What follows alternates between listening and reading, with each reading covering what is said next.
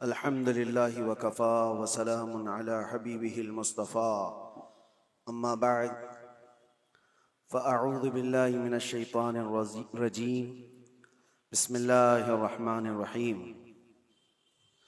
वल्लज़ीना जाऊ बिस्सिद्क़ि वसद्दक़ बिही उलाइका हुमुल मुत्तक़ून सदक़ल्लाहु मौलाना अज़ीम। बारगाह रिसालत मुआब सल्लल्लाहु तआला अलैहि वसल्लम में दुरूद पाक का हदिया पेश करें। अल्लाहुम्मा सल्लि अला सय्यिदिना मुहम्मदिन मअदनिल जूदि वल करम व आलिहि व अस्हाबिहिल किराम व इब्निहिल करीम व बारिक व सल्लिम सलातन दाइमतन सरमदन अबदा। इस्लाम में ईमान किसे कहते हैं? एक सबसे बड़ा हिस्सा ईमान का दिल से तस्दीक करना, दिल से मानना, यही ईमान है, यकीन करना। बाकी जो आमाल हैं, नमाज, रोज़ा, हज, ज़कात, ये सब ये इस्लाम है, लेकिन ईमान का ताल्लुक दिल से है,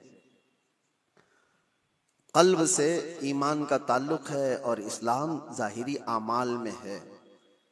तो ईमान और इस्लाम को थोड़ा बहुत फ़र्क आपने महसूस किया होगा, कुरान पाक में भी मौजूद है। तो तस्दीक करना यानी किसी चीज को दिल से एक्सेप्ट करना, ये ईमान है, और उसके बाद जो माना है उस पर अमल करके दिखाना, ये इस्लाम है। बगैर दोनों के आपका दीन मुकम्मल नहीं है। बहुत सारे लोग जाहिरी तौर पर मुसलमान तो हो सकते हैं लेकिन मोमिन नहीं हो सकते, मतलब ईमान नहीं है, मुसलमान दिख रहे हैं। ये बहुत बड़ी बात है। और कुरान पाक में अल्लाह ताला फरमाता है, क़ालतिल अअराबु आमन्ना वलाकिन क़ूलू अस्लमना। अल्लाह ताला फरमाता है, अराबी कुछ लोग ये कहते हैं कि हम ईमान लाए। अल्लाह फरमाता नहीं, बल्कि यूं कहो हम इस्लाम लाए। ईमान और चीज है और इस्लाम और है, और दोनों की तकमील के बाद वो उसका दीन मुकम्मल है। अब मैं आपको सबसे पहली चीज बताता हूं, तस्दीक, दिल की तस्दीक क्या है। अल्लाह के नबी सल्लल्लाहु तआला अलैहि वसल्लम ने फरमाया, अल्लाह एक है, इसको मान लिया, ये तस्दीक है। रसूल पाक सल्लल्लाहु अलैहि वसल्लम ने फरमाया कि मैं अल्लाह का आखिरी रसूल हूं, मान लिया, ये तस्दीक है। अल्लाह के नबी सल्लल्लाहु तआला अलैहि वसल्लम ने फरमाया, इतने नबी मुझसे पहले आए थे, उनके काम ये थे, उनके मोजज़ात ये थे, तुमने मान लिया, ये क्या है? दिल की तस्दीक है। इसको कहते हैं दिल से मानना। और दिल से मानने के लिए एक बात और मैं आपको बता दूं कि दिमाग की जरूरत नहीं है कि जो चीज हमारी समझ में आए वही मानना है, और जो चीज ना समझ में आए वो नहीं मानना, ऐसा नहीं। ईमान इसको नहीं कहते। यानी अगर तुम ये सोचो कि जो चीज मेरे सामने मुझे लॉजिकली नहीं लगती, मैं उसको एक्सेप्ट नहीं करता, अगर इस तरह की बात कहते हो तो तुम दिल से मानने वाले हो ही नहीं, तुम दिमाग से पढ़ने वाले हो। और ईमान कल्ब से ताल्लुक रखता है। मिसाल के तौर पर अल्लाह के नबी सल्लल्लाहु तआला अलैहि वसल्लम ने इरशाद फरमाया, रात के एक छोटे से हिस्से में मैं मस्जिद हरम से मस्जिद अक्सा गया, बैतुल मुक़द्दस गया, और उसके बाद फिर आसमानों का सफर किया, और फिर लौट करके आया। पल भर में जंजीर भी हिलती रही, बिस्तर भी रहा गर्म, ताअर्श गए, फिर आए मोहम्मद सल्लल्लाहु अलैहि वसल्लम। अब कोई इंसान ये कहे ये लॉजिकली नहीं समझ में आता, इतने शॉर्ट टाइम में ये सफर कैसे हो सकता है, तो तुम दिमाग की यहां पर सोचें दौड़ा रहे हो, दिमाग के घोड़े दौड़ा रहे हो। लेकिन तस्दीक किसे कहते हैं? आओ मैं आपको बताऊं। हुजूर पाक सल्लल्लाहु अलैहि वसल्लम मेराज के सफर के बाद मक्का वालों से यही वाकया बयान कर रहे थे कि कल की शब अल्लाह ताला ने मुझे मेराज का सफर अता किया, मस्जिद हरम ले गया, मस्जिद हरम से मस्जिद अक्सा, वहां पर इमाम आइम्मा अंबिया इकराम अलैहिस्सलाम की इमामत किया। उसके बाद फिर सातों आसमानों का सफर, अर्श, कुर्सी, लौह कलम, जन्नत, दोज़ख, यहाँ तक कि रब्बे जुल जलाल का दीदार, और फिर वापस आया। ये मक्का वालों को मेरे आका बयान कर रहे थे। उस वक्त जिसको जो सवाल करना था उन्होंने सवाल किया कि अगर आप बैतुल मुक़द्दस गए थे तो बताइए वहां के हालात कैसे हैं, बैतुल मुक़द्दस का दरवाजा कैसा है, खिड़कियां कैसी, मेहराब कैसे। नबी पाक सल्लल्लाहु अलैहि वसल्लम सबकी चीजें बता रहे थे। तो एक हुआ ये सवालात करके इल्म को बढ़ाना, और एक है बगैर कुछ पूछे कहना हाँ आप सही कह रहे हैं। दो चीजें हैं।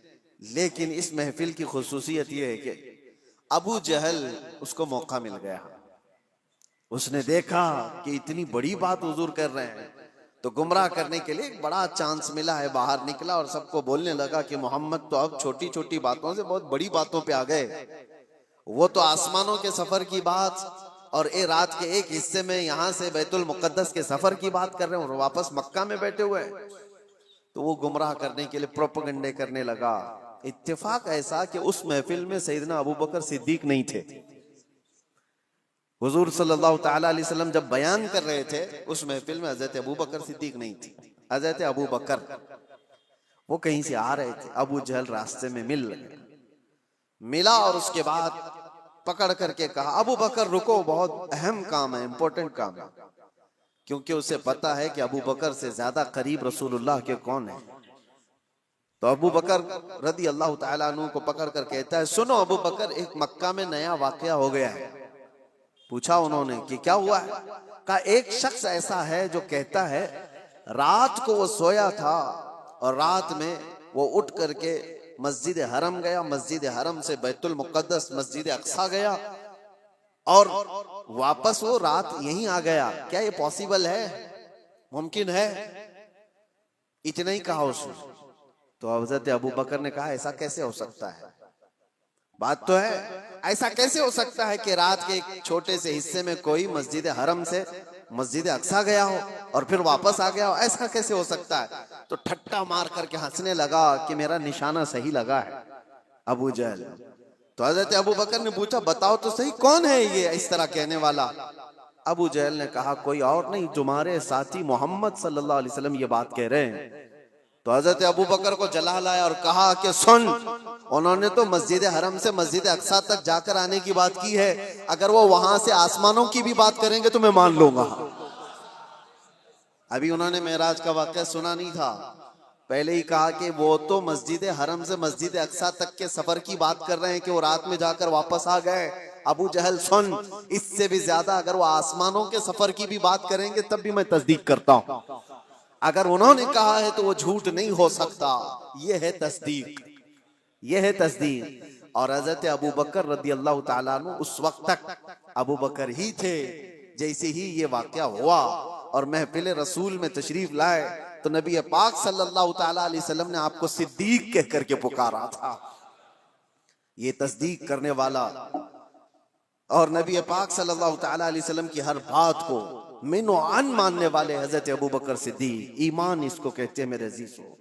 ईमान एक बहुत पावरफुल अंदर की एनर्जी है जिसमें डगमग थोड़ा सा भी हो तो आदमी कश्मकश में मुब्तला हो जाता है, शक और शुबे में मुब्तला हो जाता है। ईमान एक बहुत पावरफुल चीज है, यकीन की आला चीज को कहते हैं।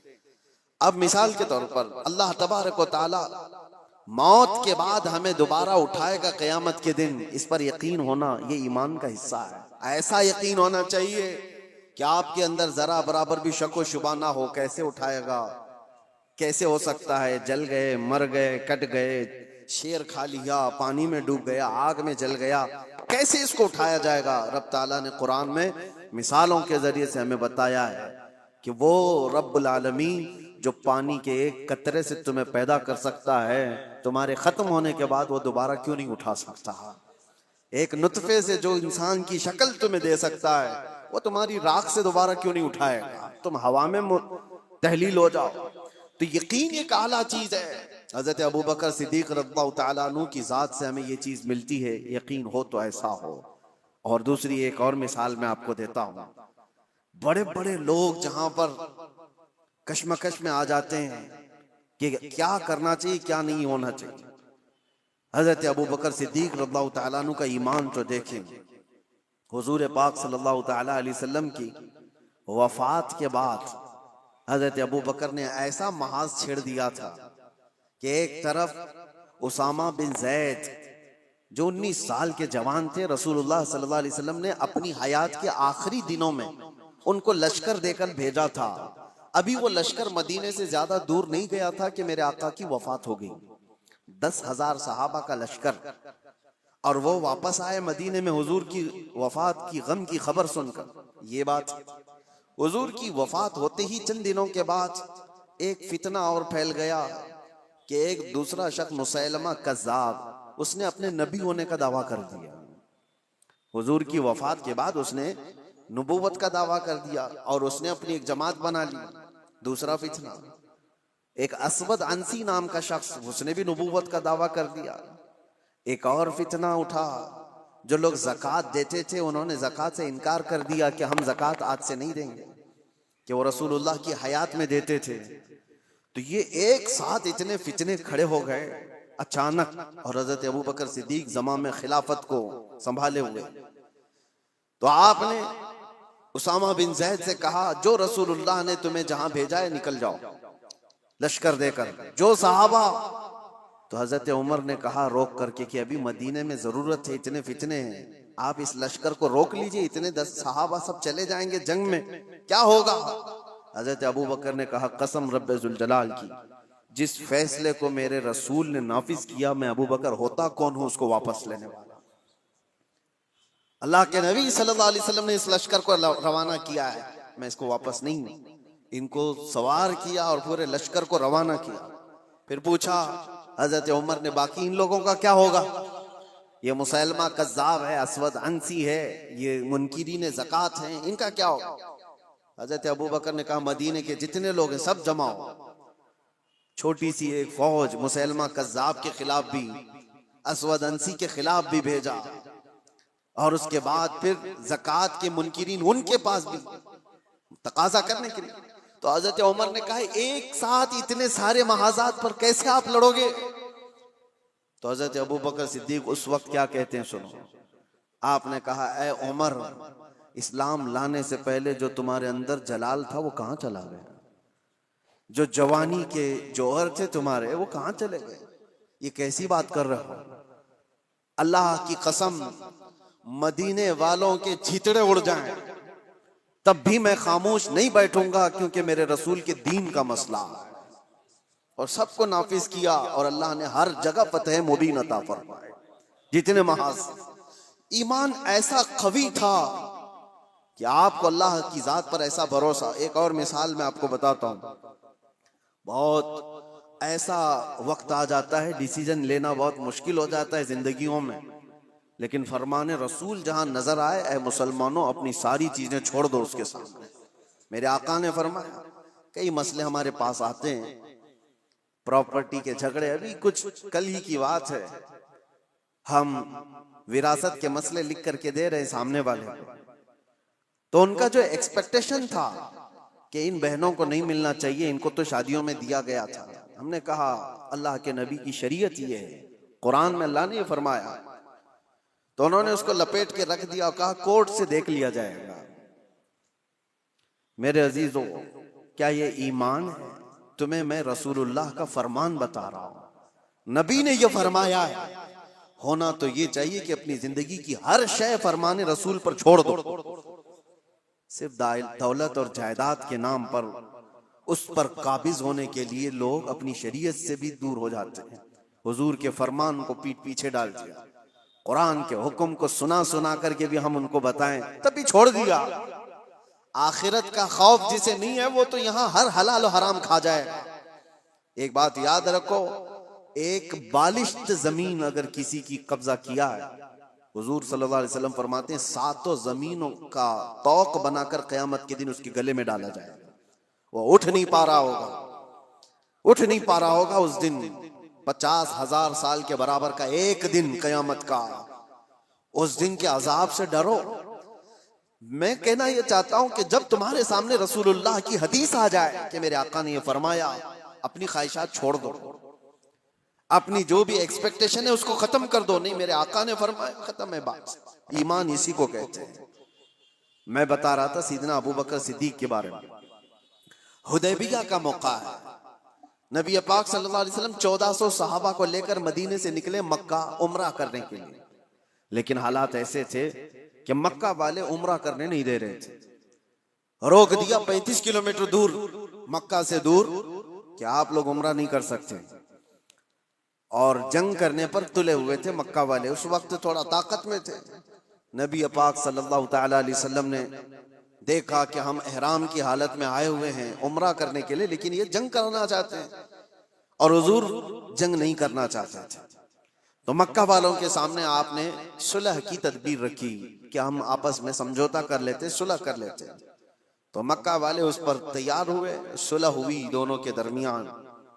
सुनिए, बज़ाहिर ऐसा लगता था कि हुजूर सल्लल्लाहु ताला अलैहि वसल्लम मुसलमानों की जानिब से दब करके सुलह की गई है, जाहिरन ऐसा लगता था, क्योंकि मक्का वाले अपनी सारी शर्तें रखे हुए थे उसमें कि अगर हमारा कोई आदमी मदीने चला गया भागकर तो आपको उसे वापस करना पड़ेगा, और अगर आपका कोई आदमी हमारे पास आया तो हम वापस नहीं करेंगे। ये जबरदस्ती की चीजें बहुत इस तरह की, एक मैं मिसाल दे रहा हूं। उन्होंने सब अपनी हिमायत में एग्रीमेंट के जो क्लॉज हैं वो सब लिखवाए और रसूल पाक सल्लल्लाहु ताला अलैहि वसल्लम को दस्तखत करने के लिए कहा। आपको मैं बता रहा हूं कि उस वक्त नबी पाक सल्लल्लाहु ताला अलैहि वसल्लम दस्तखत कर रहे थे तो सहाबा कराम के दिलों में बात क्या थी, सब ये देख रहे थे कि ये मक्का वाले कैसे हमको झुका रहे हैं। हम तो जंग भी कर सकते हैं, जब हम 313 थे तब नहीं डरे, आज 1400 की तादाद में 313 निकले थे बदर में, और ये 6 हिजरी के बाद की बात है। जंगे बदर तो 2 हिजरी में हो गई थी। 4 साल का जंगों का अनुभव भी था, तजुर्बा भी था। सहाबा कहते नहीं हम लड़ लेंगे इनसे और मक्का में जाकर उम्रा करेंगे, कौन रोक सकता है। लेकिन हुजूर फरमा रहे थे नहीं, सुलह करना है। सहाबा में ये बात फैली कि जंग करना है, जंग करना है, लेकिन कोई भी हुजूर की बारगाह में बोलने की हिम्मत कैसे करे। अल्लाह के नबी तो ये जो अक्द है, ये एग्रीमेंट है, उस पर साइन भी कर रहे हैं। तो उसके बाद अब जो बात मुझे अर्ज करनी है इस हुदैबिया के मौके पर, वो मैं बताता हूं। हजरत उमर सहाबा के पास जा जा करके कह रहे थे कि चलो बोलते हैं रसूलुल्लाह की बारगाह में कि आप जंग की इजाजत दें हमें, हम इनके परखचे उड़ा देंगे, इनके साथ ऐसी जंग करेंगे कि ये हमेशा याद रखेंगे कि अल्लाह के घर से हमको रोका है, आज हम ताकत में। हजरत उमर के इस बात पर सहाबा जमा भी हो रहे थे। फिर आखिर में हजरत उमर कहाँ आए, हजरत अबू बकर के पास। हजरत अबू बकर भी खामोश बैठे हुए थे कि रसूलुल्लाह ने फैसला ले लिया है तो अब क्या है। सहाबा नाफरमानी नहीं कर रहे थे, बल्कि वो इंतजार कर रहे थे शायद वही आ जाएगी और हुक्म बदल जाएगा, अल्लाह की तरफ से कोई हुक्म आ जाए कि जंग करो, हम करेंगे। इस इंतजार में सहाबा थे। फिर हजरत उमर जाते हैं कहां पर, हजरत अबू बकर के पास। हजरत अबू बकर से कहते हैं अबू बकर नहीं देख रहे तुम हालात कैसे हो गए, मक्का वाले हम पर हावी होते जा रहे हैं, गलबा पा चुके हैं और हमें झुका करके सुलह करा रहे हैं, और रसूलुल्लाह सल्लल्लाहु अलैहि वसल्लम ऐसे वक्त उनके साथ सुलह की दस्तखत कर रहे हैं। अबू बकर चलो आपकी बात रसूलुल्लाह टालते नहीं। तो ये बोले जा रहे थे, बोले जा रहे थे। हजरत अबू बकर सुनते रहे। उसके बाद जानते हो हजरत अबू बकर पलटते हैं और इतने जलाल के साथ हजरत उमर के कंधों को पकड़कर झिझोड़ दिया और कहा इल्ज़म गर्ज़क या उमर, ऐ उमर होश में रह करके बात करो, तुम किसके लिए बात कर रहे हो, वो अल्लाह के रसूल हैं, उन्होंने जो फैसला ले लिया दुनिया टल जाए अबू बकर उसके खिलाफ नहीं जा सकता। सारे सहाबा के दिलों में बात ये थी कि जंग की इजाजत मिल जाए, जंग की इजाजत। हजरत अबू बकर का जलाल ये था कि उमर जो रसूलुल्लाह फैसला ले रहे हैं वो अल्लाह के नबी हैं, आगे का देख करके फैसला ले रहे हैं, उसके खिलाफ नहीं जा सकते। हजरत उमर कहते हैं उस वक्त मैं जोश में ये सब चीजें कर रहा था, लेकिन अबू बकर की शक्ल देख करके फिर मुझे अंदाजा हो गया ईमान किसे कहते हैं, ईमान किसे कहते हैं।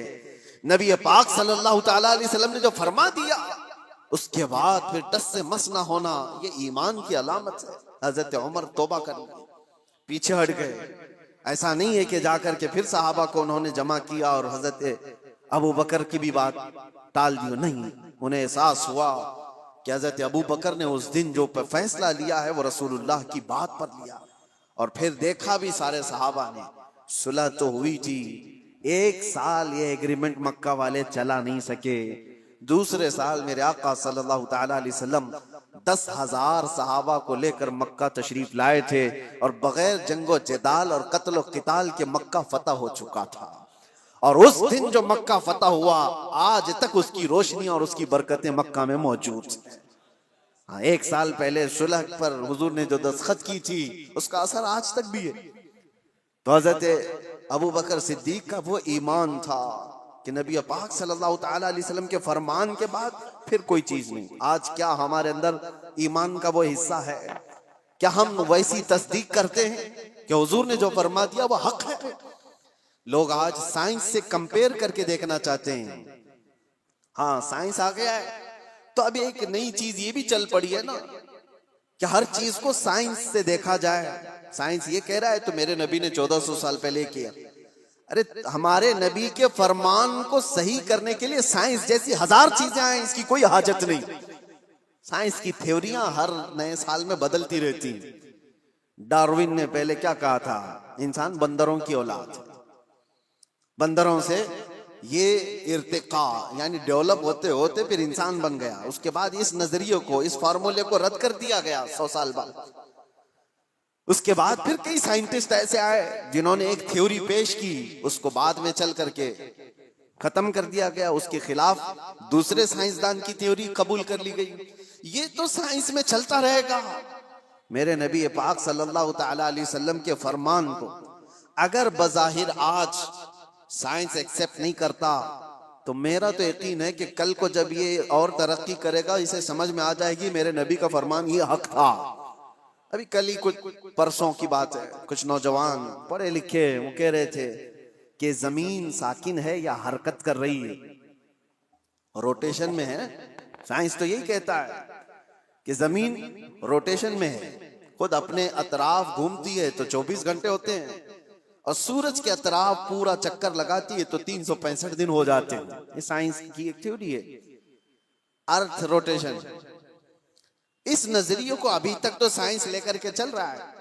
और नौजवानों ने हमसे कहा था कि कुरान में और हदीस में क्या है इसके सिलसिले में। आला हजरत इमाम अहले सुन्नत फाजिल बरेलवी रहमतुल्लाह तआला अलैह ने इसके खिलाफ में लिखा है, और किताब है पूरी अल-फौजुल मुबीन दर रद्द हरकत जमीन। जमीन हरकत नहीं कर रही है, जमीन अपनी जगह पर है। सूरज निकलता है और डूबता है। कुरान में अल्लाह ने फरमाया कि सूरज मशरिक से निकलता है, मगरिब में डूबता है। तो ये तो बात हुई। मैं इसकी तहकीक में आपसे बात नहीं कर रहा कि ये मेरा मौजू नहीं है कि सूरज कहां से निकलता है, कब निकलता है, साल में कितनी जगहों से निकलता है और कहां डूबता है, और साइंस इसको क्या कहता है, और अर्थ रोटेशन के बारे में तफसीलात आप इस इल्म के माहिरीन से मालूम करें। लेकिन मैं ये कहता हूं नौजवानों से, जब तुम्हारे पास ऐसी दो चीजें आई, ये तो एक मिसाल के लिए कह रहा हूं, तुम सामने देख रहे हो कि साइंस की थ्योरी ये है, इन्होंने ये चीज पेश की है, और एक तरफ फरमाने मुस्तफा है, नबी कौनैन सल्लल्लाहु ताला अलैहि वसल्लम है। तो ऐ नौजवानों, बताओ ईमान किसे कहते हैं? हुजूर पाक की बात को आंख बंद कर तस्लीम कर लेना, ये इस यकीन का नाम ईमान है। ये ईमान है। आपको पता है ये तरक्कियां तो बहुत बाद में होती आई, तो सहाबा कैसे ईमान लाए? कुरान में एक आयत है, अल्लाह ताला फरमाता है इदा अखरज यदहु लम यकद यराहु। ये 18वें पारे सूरह नूर की आयत है। दुलुमातुम बादुहा फौक बाद, यानी एक इलाका, एक जगह ऐसी है, अंधेरियों पे अंधेरियां, अंधेरियों पे अंधेरियां, सूरज की एक किरण भी वहां पर नहीं होती। अगर कोई आदमी हाथ भी निकाले तो हाथ भी नहीं देख सकता। लेकिन 18वीं सदी के बाद एक ऐसा शख्स जिसने ओशियन का, समंदर का सफर किया, उसने समंदरों के बीच में एक जगह ऐसी पाई जहां पर बहुत घटाटोप अंधेरी, इतना अंधेरा है कि हाथ भी नहीं दिखता।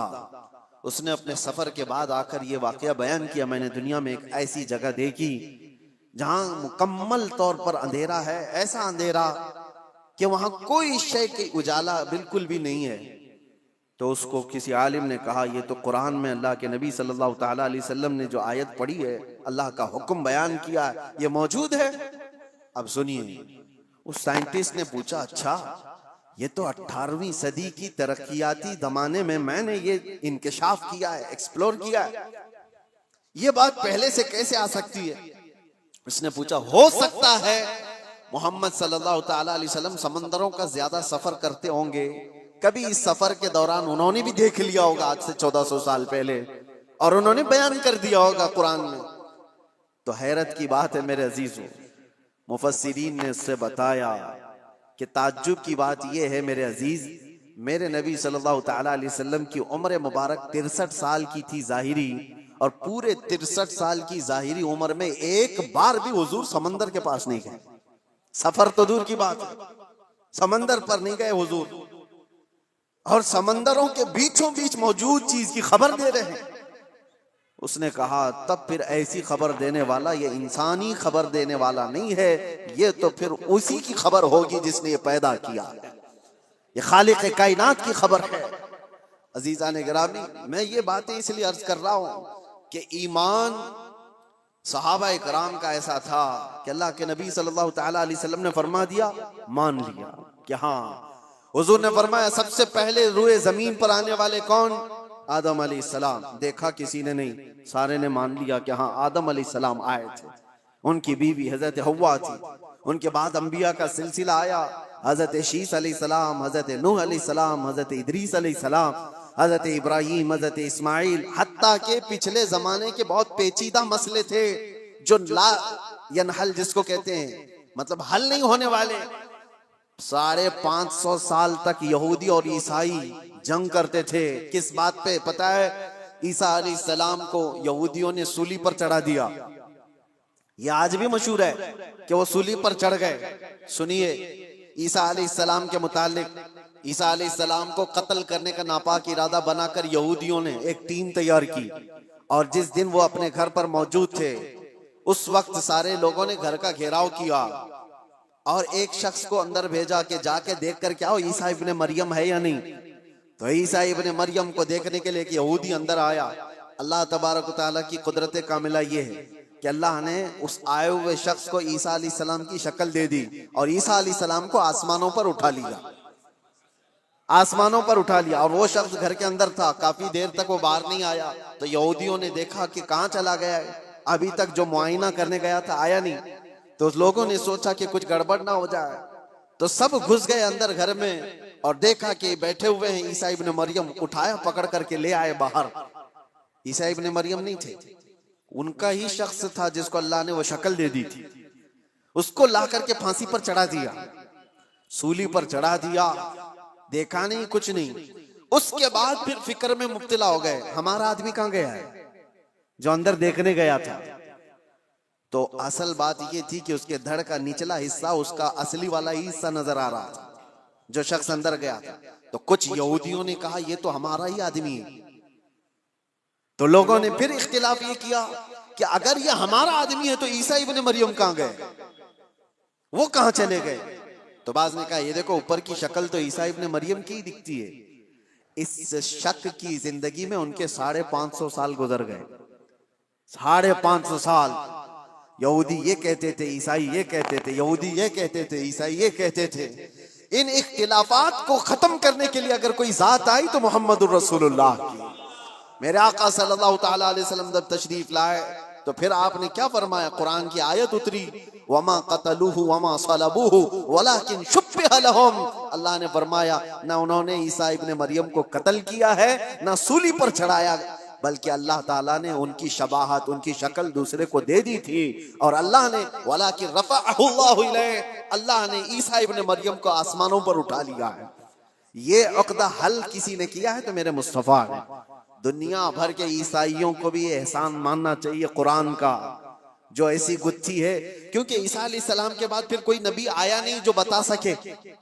कौन बताएगा कि क्या हुआ था क्या नहीं। तो हजरत ईसा अलैहिस्सलाम के इस मसले को रसूलुल्लाह ने बयान फरमाया और सारे सहाबा ने उस पर कभी चूचिरा किया, सब ने मिनवान तस्लीम किया।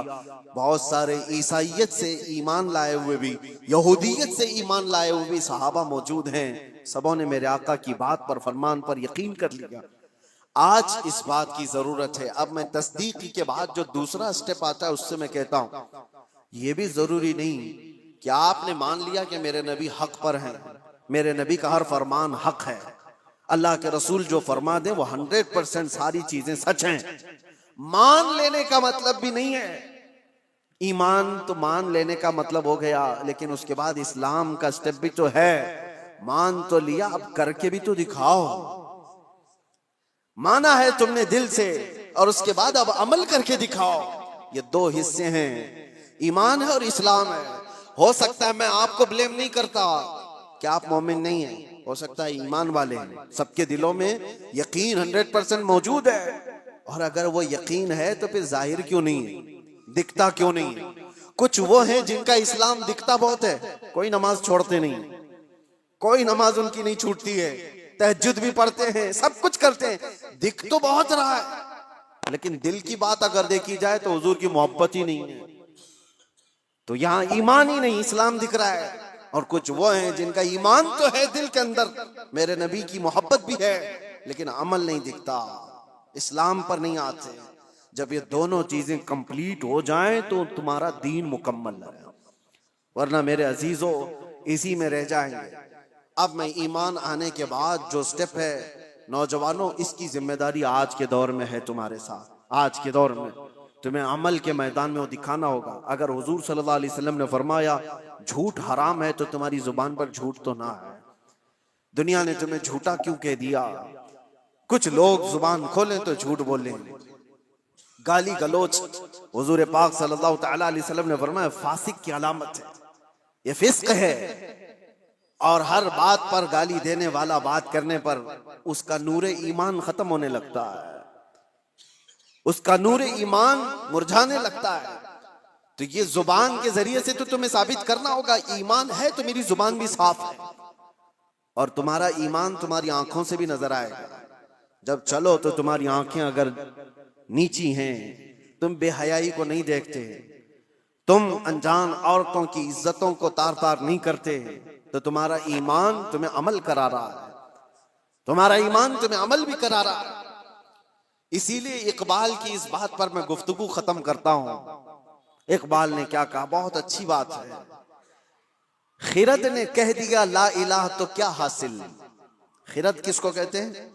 दिमाग को या दिल की बात समझ लें आप। खिरद ने कह दिया ला इलाह तो क्या हासिल, दिलो निगाह जो मुसलमान नहीं तो कुछ भी नहीं। ला इलाहा इल्लल्लाह पढ़ते हो और ईमान तुम्हारे दिल में है, लेकिन न नजरों से नजर आ रहा है, न हाथों पांव से नजर आ रहा है। दिलो निगाह जो मुसलमान नहीं तो कुछ भी नहीं। और इसीलिए इकबाल की ये बात भी, ये तेरे मुराकबे, आपने क्या कहा है, जैसे मुराकबे में बैठा है, जिक्र की मजलिस में है, महफिलें हैं, सुरूर है, ये तेरे मुराकबे, ये तेरी महफिलें, ये सुरूर की महफिलें, जो तेरी तन्हाई की निगहबान नहीं तो कुछ भी नहीं। तुम ये सारी चीजें तो करा रहे हो, इधर नमाज पढ़ रहे हो, सफों में खड़े हो, और बाहर अगर चप्पल चोरी कर रहा है तो कौन सी नमाज पढ़ के आया? कुरान तो कह रहा है इन्नस्सलात तन्हा अनिल फहशाई वल मुनकर, बेशक नमाज तुम्हें हर बेहयाई और बुराई से रोकती है। तो ये मस्जिद के बाहर ही नहीं रोक पाई तुम्हारी नमाज। वजह क्या है कि तुम यहां पर उसको कंबाइन नहीं कर रहे हो, दिल से मानते हो अल्लाह एक है, उसकी बातों को इंप्लीमेंट करना ये दूसरा तुम्हारा दूसरा हिस्सा है, उस पर तुम खरे नहीं उतर पा रहे।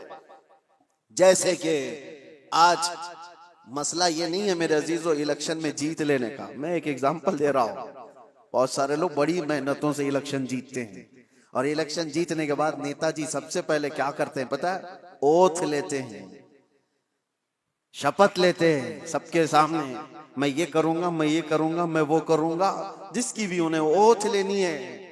ये कमाल की बात नहीं, वो तो हर नेता कर लेगा, लेकिन उस ओथ की लाज 5 साल रख पाता है? नहीं, ये कमाल की बात है। वो जो उसने हलफ उठाया, वो जो कसम उठाया, उसकी लाज रखता है। जो जो कहा है वो 5 साल करके दिखाता है, तब तो फिर उसने अपनी कसम की लाज रखी।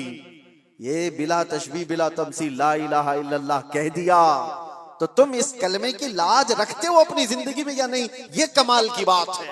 कलमा तो 70,000 बार पढ़े हुए लोग हैं, लाख बार पढ़े हुए लोग हैं, लेकिन सिर्फ पढ़ लेने से तो तुम्हारी जिंदगी भी वही है जो झूठे लोग ओथ लेकर के चले जाते हैं, बाकी तो उनको कोई मतलब नहीं मेरे अजीजों, ईमान वाला जो है, आप ये भी मत समझें आप मुसलमान मस्जिद में हैं, अभी सारे मुसलमानों की शक्ल दिख रही है, बाजार में आप मुसलमान नहीं है, दुकान में आप मुसलमान नहीं है, घर में आप मुसलमान नहीं है, शादियों में आप मुसलमान नहीं है। मुसलमान 24 घंटे मुसलमान है, ईमान उसके साथ मुसलसल है। एक बात मुझे याद आती है, एक प्लेन में सफर के दौरान एक ऑस्ट्रेलियन नौजवान, वो न्यू मुस्लिम था या पुराना जो भी, लेकिन ईमान होना चाहिए ऐसे, एयर होस्टेस ने सर्व करते हुए उसको शराब दिया। जाहिर सी बात है इंटरनेशनल फ्लाइट्स में यह आम सी बात है, नॉर्मल समझा जाता है। उसने सर्व किया तो जवाब में उस नौजवान ने इनकार यूं नहीं किया कि मुझे नहीं चाहिए, बल्कि उससे यूं कहा आई एम ए मुस्लिम। ये कई लोगों को चुभ जाती है बात। उसने नहीं कहा मैं शराब नहीं पीता मुझे नहीं चाहिए, उसने जवाब में कहा आई एम ए मुस्लिम। उसे पता चलना चाहिए शराब और मुस्लिम अपोजिट चीज है, मुझे ही नहीं दोबारा किसी और को भी नहीं देना। उसने कहा, अब उस एयर होस्टेस ने तड़के कहना शुरू किया कि ये क्या बात हुई, तुम मुसलमान हो, नहीं पीना है नहीं पियो, तुम ये कहते हो मुसलमान है। अरे इसमें होता क्या है, 8-9 घंटे की फ्लाइट है, रिलैक्स कर सकता है आदमी, दूसरे भी तो है इस फ्लाइट में बैठे हुए, वो तो पी रहे हैं, तुमने ये जवाब क्यों दिया। उसने बेतकल्लुफी में बात करते हुए एयर होस्टेस ने कहा, हालांकि उसको आर्ग्यू करने का हक नहीं था, ऐसी ही उसने बात की। तो सुनो मेरे अजीजों, उस नौजवान ने कहा ठीक है तुम कहती हो ये मुझे पीना चाहिए, तो तुम पहले पायलट को पिलाओ, पायलट को पिला कर के आओ। तो उसने कहा पीता होगा जब लैंड हो जाएगी, जब अपने स्टेशन पर होगा, अभी तो वो ड्यूटी पे है, ऑन ड्यूटी ड्रिंक अलाउड नहीं है। उस नौजवान ने कहा मैं मुसलमान 24 घंटे ड्यूटी पर हूं, मैं अपनी लाइफ के हर हिस्से में मेरे मुस्तफा करीम सल्लल्लाहु अलैहि वसल्लम का वफादार हूं। यही बात तो है कि हजरत अब्दुल्ला बिन हुज़ाफा एक सहाबी हैं, उनसे एक रूमी बादशाह ने कहा था ऐसा नौजवान मुझे चाहिए, इतना ट्रेन, इतना यकीन वाला, इतना पावरफुल। बादशाह, रूमी बादशाह ने हजरत अब्दुल्ला बिन हुज़ाफा से ये कहा तू आजा मेरे पास, तुझे मैं वजीर बना लूंगा, और अगर नहीं तो आधी सल्तनत दे दूंगा, तू आजा मेरे पास, ऐसा मुझे एक नौजवान चाहिए। अब्दुल्ला बिन हुज़ाफा ने क्या कहा था जानते हो, कहा बादशाह सुन, तू आधी सल्तनत नहीं, तेरी पूरी सल्तनत, उसके बाद और एक सल्तनत, उसके बाद और एक सल्तनत पूरी मुझे दे दे, पलक झपकने के बराबर भी मैं मेरे नबी से बेवफाई नहीं कर सकता, उनके फरमान के खिलाफ नहीं जा सकता, दीन छोड़ना तो दूर की बात, उनसे एक पलक झपकने के बराबर भी बेवफाई नहीं कर सकता। यह है ईमान। अल्लाह हमें ऐसा ईमान अता फरमाए। व आखिर दावाना अनिल हम्दुलिल्लाहि रब्बिल आलमीन। अस्सलामु अलैकुम।